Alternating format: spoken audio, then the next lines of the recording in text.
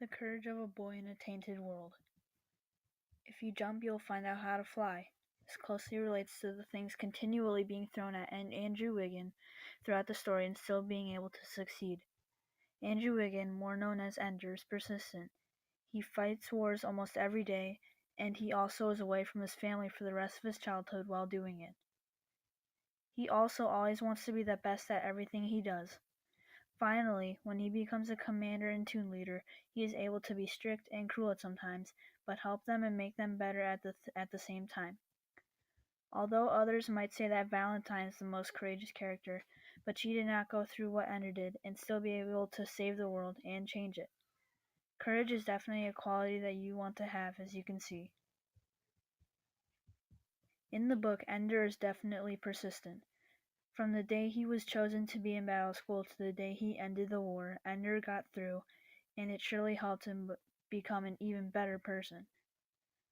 Well, yes, for a few minutes there, it actually occurred to me to wonder what kind of a man would heal a broken child of some of his hurt, just so he could throw him back into battle again. Little private moral dilemma, just overlook it. As shown in the piece of text is the continuous battles and other things that Ender's put through, and still being able to save the world. Ender also had the trait of wanting to be the best. This is a reason why they wanted to move him up the ranks at such a faster rate than usual. Ender was becoming a commander at 9.5 years old, which is like 5 years younger than usual. Everyone expected him to go to commander early, perhaps not this early, but he had topped the standings almost continuously for the past 3 years.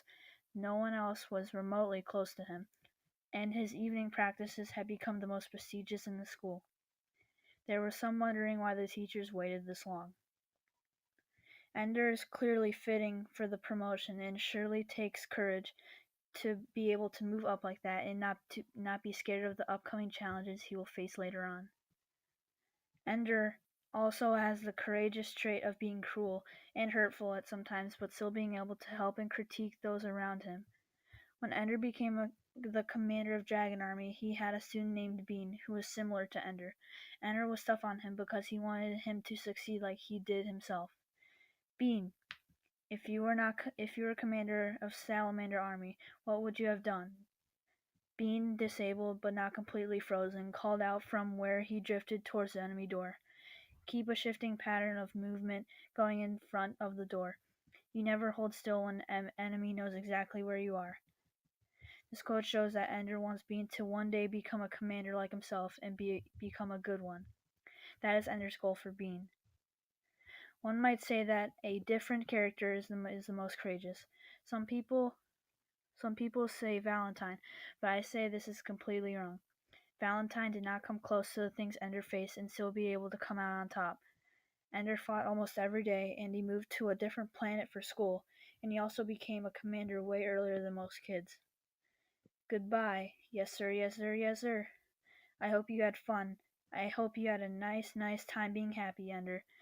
It might be the last time in your life. Welcome, little boy. Your dear Uncle Graf has plans for you. Ender had to go through this almost every day, constant changing, and battling the struggles of this school almost every day. All in all, Ender is definitely the most courageous character, for the many reasons he has. Ender is persistent, humble, diligent, and determined boy, and was able to save the world and start a new chapter by joining with the Buggers. Ender surely has the courage to succeed as a later teacher and commander.